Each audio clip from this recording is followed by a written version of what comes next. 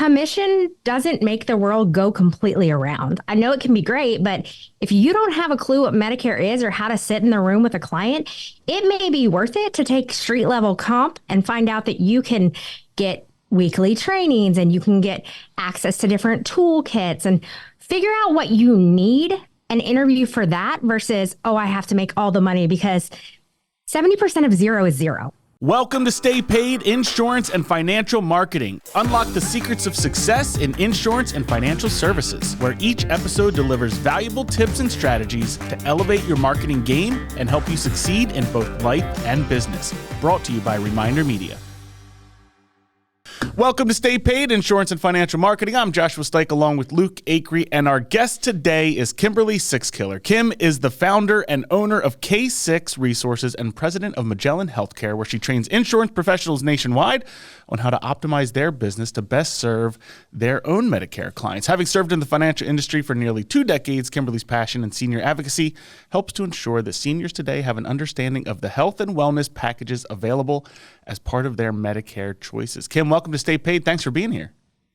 Thanks for having me, guys. I'm excited to be here. Kim, I am excited for you to be on the show. Want to pick your brain on how do financial service professionals succeed in 2024? The market is interesting. I won't say it's bad, but it's just interesting. Everything that's happening in the market today and how the economy is and people's mindsets. I would love for you to share your story. How did you get into coaching agents to really grow their business? Yeah, absolutely. I think, we hear all the buzzwords, but in 2024, I always tell the agents they have to stay agile, but they also have to have their own accountability at the forefront, right? So about almost 20 years ago, when I was 2 years old, I kind of started in financial services as far as working in a call center, helping agents with processing business, and then really just had the opportunity to help grow Medicare services at a large IMO in the country, independent marketing organization. And from there, I just really found that I was running into a lot of agents who were getting help from people who would tell them to do things or coach them to do things. And you'd sit there and think, have you ever actually sat in an appointment? Like the information didn't make sense. They'd say, oh yeah, just tell your client this. And you're like, that doesn't work. So having had the opportunity myself to get my license and really start dabbling in sales, I thought, okay, I can help people because I sit in that chair with clients. And so that really is where the passion kind of started for me. Medicare was a niche I didn't expect. I spent a lot of years in life insurance, but my poor grandma kind of got taken for a ride in a situation. And that's when I got into Medicare and was like, not only is there a lot of misinformation and confusion, but there's a ton of opportunity in that market. So that's kind of how I got into it. So yeah, 100%. Like the Medicare space right now, I feel like is just booming. Everywhere I turn in the insurance side of the business, people are talking about it. And, it makes sense of the amount of people, 10,000 people turn 65 every single day or something like that? Yeah. It's just unbelievable. So, walk us through, when you look at an insurance agent's business, one of the things I think I read on your site was you help agents really go independent.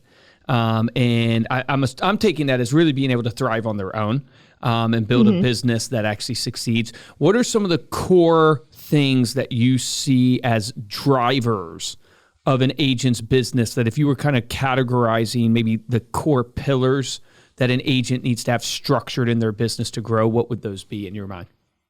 Yeah, absolutely. So the first thing that they have to they have to get into the basics of setting up their business. They're going to need to have their own E&O or errors and omissions insurance, right? A lot of agents, when they're first getting started, there's so much to do that they get an opportunity to join an agency that may be captive or go with a carrier direct, which can be a great training ground, but also can really put golden handcuffs on you, right? So I tell them to just reach out and figure out that simple list. Go get your E&O insurance. It's not that expensive. And then make sure that you have some kind of a system in place for your tracking. Your tracking from day one is key because it's easy to say, oh, I'll do that once I have the clients. It's a lot harder to try to put all that info in later than just start from the beginning and formulate those good practices. Would tracking be like a CRM system or? Yeah, okay. like a CRM system to track your actual clients and your leads. Because if you decide that you're going to spend money on leads, whether that's calling people or warm leads, don't use that lead once and just throw it away. Put it into a system where you can regurgitate and reuse it, like maximize what you have. Yeah. So if you buy emails, you can send emails until that person finally, does a do not disturb or tells you to take a hike. Yeah, they basically give you one of two fingers, thumbs up or middle finger. Yeah, exactly. Exactly. But I see that's just setting things up from the get-go is the key. And the biggest thing in my advocacy on that is interviewing your independent marketing organization. And so that's what I talk about a lot is agents think, oh, I can find this one. Or you're the asset. You are who the marketing organizations want. So you have the right to ask questions when you come to the table. Also, commission doesn't make the world go completely around. I know it can be great, but if you don't have a clue what Medicare is or how to sit in the room with a client, it may be worth it to take street level comp and find out that you can get weekly trainings and you can get access to different toolkits and figure out what you need and interview for that versus, oh, I have to make all the money because 70% of zero is zero. So figure out how to be successful before you get greedy. What should somebody be looking in an IMO for, or like what kind of questions? You mentioned interview questions. What types of questions are you recommending that they ask? So absolutely. The first number one question you should ask is, how am I going to be paid? That is the key that you can find out if you're getting paid directly by the carrier or through the IMO, whether or not you own that business, right? So I tell an agent, no matter whether they're brand new and they just passed their life and health, where they've been doing this for 20 years, you should own your own business. You did that work. You went and found those clients or you paid for those leads, however it works though. You don't want to work at a business for 5 years, finally figure out, oh, I've got it going, I've got some residual, and then attempt to move and find out, oh, I'm starting over because all of my business, all my residual stays with the house. Wow. So first and foremost, who's paying me? If your commissions are coming directly from the carrier, you know that you own that business. That's kind of that key piece. If you're working with a marketing organization or an organization that everything goes to them and then they're paying you out a piece, ask some more questions. Look at the commission schedule that you're signing before you sign it. What about the leads? Should you be asking about, do they provide leads, or how do you have access to leads? Like, are they shared leads? Like, I think you should definitely ask that question. It's my least favorite question that I discuss, but you should ask it because you should know what you're getting into, right? Like, it's like a marriage. What am I signing up for? However, if you have an organization that says, we will give you all the free leads you want, but you don't know how to make a sale, what are you going to do with those leads?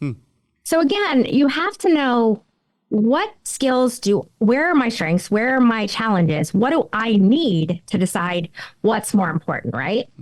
So ask them about training, what tools. One of the biggest things on tools is who's paying for the systems. So for example, with Magellan Healthcare, we cover the cost of all systems for our agents with the exception of their CRM. And the reason we don't cover the CRM is quite simple. They can pick anyone they want, and they own that data. They own that platform. Well, they run that platform. But as far as quote tools, I mean, there are quote tools out there that all of the major marketing organizations use that are 7 digits a year to use. So you want to make sure somebody's letting you use that and not charging you for that service because you can get it from other organizations. Gotcha. Yeah, no, I totally agree. So when you look at the training, right? Because sales, helping you close a deal is so important. What do you see in terms of like the working of a lead and the follow up, and what are you guys training on in terms of like how often someone should be calling their leads, how long it takes to close a lead? What do you guys train on or see from your experience? So I know that we're a bit unique because we don't really train our agents to work off of cold leads, just because a lot of the agents we're working with are already in the financial industry, or we're targeting working with agents who partner with a financial house. Yep. But we tell them that obviously it takes multiple touches, normally 5 to 7 touches before you're going to actually get the engagement of that lead. As far as cold calls, we don't really train on it, but if you're going to do it, you've heard of the good old triple dial. It works. It's not the best practice, but it works. It'll get you clients on the phone and you can make the sales. But we just tell them come at everything from a educational standpoint and how can I help you, and the sales follow. I know not everyone agrees with that, but people can smell sales. They can smell BS. And so come at it from helping someone, and you're far more likely every time to get into that household and the financial house. How do you start the combo, or how do you get people into the funnel? Are you guys teaching people to create like an educational ebook on a topic, or maybe it's like a seminar? Like, how does the lead generation happen? Because when people say, I believe in education and not like cold calling and stuff, that's great. But it's like, well, what do I do today to get a lead in the door, right? People know activity-wise I can pick up the phone. They don't know how to educate if somebody isn't asking for education, so they don't know how to start, if that makes sense. No, absolutely. So the number one thing that we do educate on is that seminar approach. So we have thousands of agents nationwide when you consider our financial side of the house and our Medicare side of the house. But we actually see that the Medicare seminars perform far better. And it's because people are truly confused and want to get that information and don't necessarily find good avenues for it. So we will tell them to host a seminar. They have a couple different ways they can do that. You can do an online webinar seminar. Obviously, we saw those pop up during COVID, and they have not lost their place. However, we've seen that shift where people really want to get back in the room, right? People are over it. They're over always being online. Some still like it. But so we tell them you can either run a seminar where you provide a meal or a snack. You just have to stay within those Center of Medicare and Medicaid requirements, which means it's a far less expensive meal than you would like an annuity seminar. Give them a Ritz cracker. Give them a Ritz cracker. Ritz cracker. It's, there are some really cool things you can do with it. I have an agent out of Texas who he partners with a small home-owned Mexican restaurant. And so he is able to do it for about $7.50 a head, which sounds crazy. But they do water and iced tea, and they do enchiladas, and he does chicken and cheese enchiladas, rice and beans. But you think about, except for the chicken, most of that is super cheap, right? Mm-hmm. And he's helping out a small local business. And the big catch on it is everybody loves that business. So people are like, oh, yeah, we can go get free enchiladas at this place. So it's getting creative with it. And if you don't want to do a restaurant, then work on getting into your local community centers or into your local libraries. Libraries are a little harder just because there are a lot of Medicare agents, so a lot of them have kind of cornered those. Interesting. A really cool place, honestly, is churches, synagogues, mosques. Look, insurance is non-denominational. So you should be able to go in and be respectful and still help people. So that's a great place. Guys, I found something that will bring us all together. Insurance. Yes. Oh, that's awesome. My dad's a pastor, so hopefully we all are going to turn 65 someday. Yeah. So what do you see closing rate wise on seminars? Like for 10 people that show up, like am I getting one appointment? What do you see with your just experience talking to agents, working with agents? What do you see appointment rate? And then closing rate's a lot on the individual, but there's got to be something you guys look for benchmark wise. All of it is really based on the agent individual, right? But I always tell the agents, let's say they send out the mailers, you have the math that you do with the mail house to get the room full. And if you have a room of 10 people, you hope to have at least 5 appointments out of that. So at least 50% come to appointments. You want to get at least 80% of sheets turned in. So here's the deal. If you have a client who is there just because they heard about it and they're only 62, you don't normally want to have an appointment with that person, but you want them to fill out the permission to contact sheet so you can send them follow-up info, right? Yeah. Because that's kind of the key, is getting in early, getting your information there so that they come to you. We kind of say that's always like your save the date, or you're putting in that reservation for later when they need you. But then I tell my agents, and it sounds crazy, but if you're going into appointments with true Medicare clients who are turning 65, we call them T65, and you aren't closing 90% or higher of their sales, it's a you problem. Really? We got to figure out your sale. Yes, because Medicare isn't really a sale. Because they need more of a Yes, it's a need. It's more of an assistance in a decision that you already need to make. So if you need to join Medicare, right, we're tossing out the people who are still working or staying on their employer healthcare, those people. If you truly have a person who needs to join, you're really just educating them and saying, are you a supplement client? Are you an advantage client? Which one are you comfortable with? Great, let's enroll you. That's all you're doing. So where are most people failing in that area? The ones that aren't getting that level of conversion, are they trying to oversell? Are they not presenting well? Like, where are you seeing the failures? I think there's a couple things. The first is the oversell, right? I could sit here and explain every single piece of Medicare until your head is swimming and you're overwhelmed and you walk away, right? You have to break it down to the main points they need to know, what's important, what do they have to walk away with, and what's going to help them make the decision. And then you have to be that expert. They're there with you because you're the expert on the subject. So very rarely will I tell somebody this is what you need to do, but I will look at their situation and say, hey, this is the situation. If you were my dad, here's the things I would tell you to consider.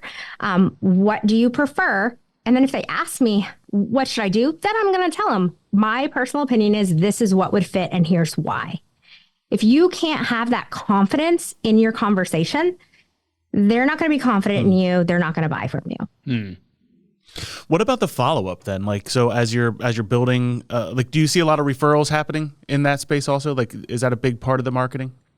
It's a huge part of the marketing. A really good agent, honestly, or even just a great agent, by the time that you're a couple years in, most of your clients should come from referrals because their friends are turning 65. I have a gentleman about an hour from Topeka. He's a veteran, and I always joke that I think he's just passing my cards out at the VA because I get all of these referrals from because I helped him with a gap in his need, and people want to share good info like that.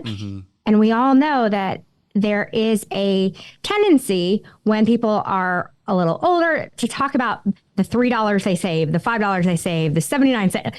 There's that difference in the mentality. And so they're sharing that good news. And the next thing you know, you're getting all these people and you're like, yeah, I'll help you. Sure, let's look at that. And what does that look like for you? Are you doing phone calls? Are you doing text messages, emails? Like, how are you staying in touch with your book? So obviously, I'm unique because first and foremost, I coach agents. Yeah. My book is more taking a back seat. So I only help referred clients. Gotcha. I don't market at all at this point. But as far as staying in touch with my book, I am huge on texting. So for me, I tell people the 65-year-old today is not your grandpa, right? Like these individuals grew up latter part of their life on cell phones. They worked with computers. Yep. They are not strangers to technology. Use your technology. Yes, you're going to get the people who are older 70s, 80s who may be uncomfortable with it. But honestly, most of those clients, you can still walk them through it. They have grandkids who have set them up on their phone and different kinds of things. So I try to stay toward the text messages also because I love that they say I help them put me in their phone right away. Like, here's my number if you need something. Then I can ask them questions and drive things that give you a relationship with the person. So, hey, congratulations on your granddaughter's graduation. How are things going? Just if you really focus in on things about people and follow up on that, that is that relationship that's going to save you when somebody comes knocking. They're like, no, I got a girl. I'm good. Take care. Yeah, 100%, because you see, like, obviously a pain point in insurance are chargebacks or people, I guess you guys with Medicare, they just went through AEP. So now there's going to be an opportunity for, OEP, where you can swoop in and basically say, Josh, you didn't realize you could also do this. And then, steal, I hate to use the word steal, but help the person get another plan. And the only way to overcome that is really through smothering them with love and making sure that they know you're their agent, you're their advisor, you're the one that's there to actually help guide them. So they should, if you have a strong enough relationship, their first tendency should be to reach out to you to double check the new information that they're getting. But most people don't hear from their agent after AEP. They don't hear from them all year.